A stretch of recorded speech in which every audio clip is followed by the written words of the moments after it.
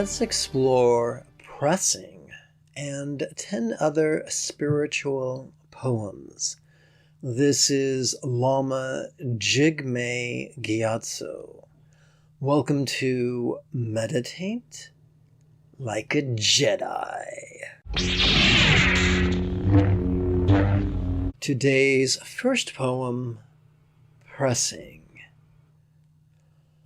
Forever envious of the circumstances or possessions that we do not have, as if our noses were pressed up against the plate glass window of other people's lives, is no way to enjoy our brief journey. Today's second poem, Harness. The goal of meditation is not to chase away our unpleasant emotions, such as fear or anger or jealousy or contempt, but rather to harness the energy of these temporary phenomena, that they might enhance our mindfulness and insight. Before even the most virulent of emotions inevitably pass, like the morning dew on a summer's morn, or like Anakin's long hair after the duel with Obi-Wan on Mustafar. Today's third poem, Bases and Scopes.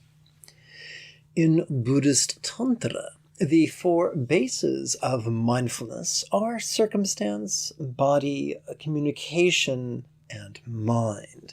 The 4 scopes of compassion could be self, neighbors, earthlings, and all beings of all worlds.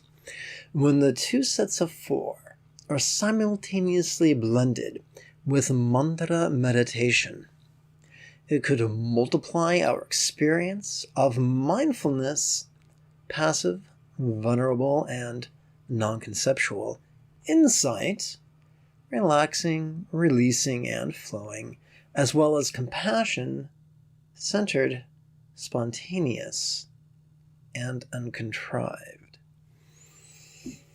Today's 4th poem, Dwayne Barry. This sci-fi geek spent the 90s fanboying over the X-Files. When the aliens on the television show were not performing unsolicited dental work on Dwayne Barry, they seemed to busy themselves with anal probes. Chris Carter would have us believe that flying saucers are crude by interstellar dentists with a side hustle in proctology. Today's 5th poem, Last Nerve. Is your teacher cruel or compassionate, stupid or smart, foolish or wise? Even the Dalai Lama advises that if your teacher gets on your last nerve, then go find a better teacher. Today's 6th poem, Even Existed. We could read the Yoga Sutras of Patanjali, but we do not know if these were his actual words or if he even existed. The same could be said of Buddha, Zoroaster, or Jesus. All we know are the effects that we generate when we apply our understanding of their teachings.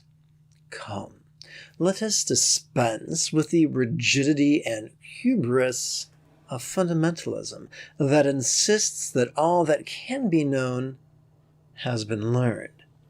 Let us, like Mila, the great Tibetan yogi of lore, with a palm cocked behind our ear, listen to the whispers of the ethers and test their guidance in the laboratories of our bodies and our minds. Today's 7th poem, Grandma's Jowls. In the depth of my widowed grandmother's senility, she was a bit like a cross between a teenager and a child. She was like a teenager, for she always seemed to have an amorous boyfriend. One morning, Mother drove Sister and me to visit her mother, who we called Nanny.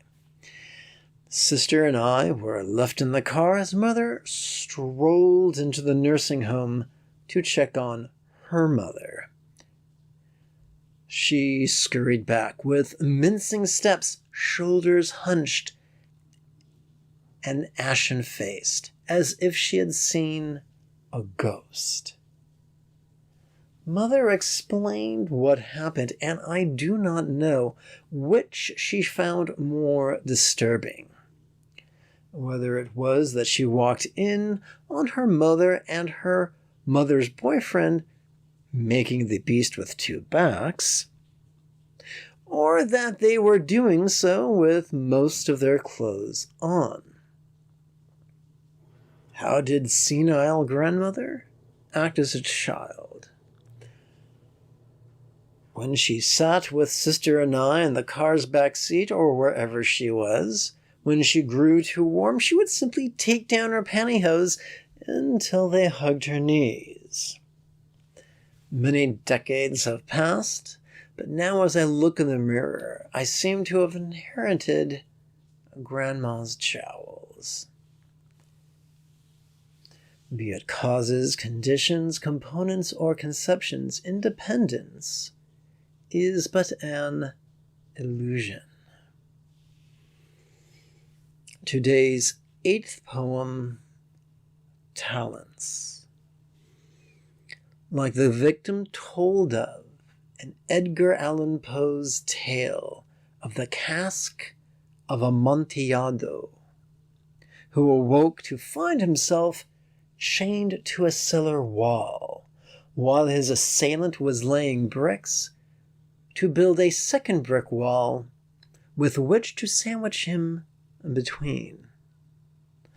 Likewise, when we ignore our talents, failing to nurture or indulge them, we too are burying them alive, like the fool lured by the promise of Amontillado. Listen, can you not hear their muffled and plaintive cries begging for release? Today's 9th poem, Warm. As I sit outside for morning meditation, I am struck by the realization that the garments I selected to wear this morning are not nearly warm enough for a dainty doily such as myself. Longingly, my thoughts turn to my parka. Why, at this very moment, it is enjoying the heater and perhaps savoring a cup of cocoa. The lucky bastard. Today's 10th poem, Hardwood Floor. While chatting with my neighbor through her screen door, I spied her twin infants click and clack. Having yet to master the art of crawling, they use their arms to drag upon their bellies along the hardwood floors as if to join the conversation, reminding me of Anakin Skywalker smoldering after his duel with Obi-Wan upon Mustafar. However, click and clack were not nearly so well done. Today's 11th and final poem, Midnight Mass. Against her better judgment, goth girl acquiesced to her mother's cajoling and attended midnight mass like the good Catholic she knew that she was not. Upon entering the church, Goth Girl rolled her eyes as she watched her mother dip her fingers in the holy water and then cross herself. A sly smile played upon Goth Girl's black lips. Her fingers pierced the surface of the holy water.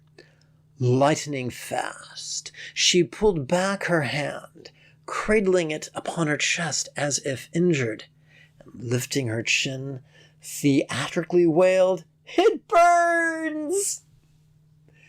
As her mortified mother dragged her by the arm out the church, Goth Girl smirked, confident she would not soon be coerced again to mass.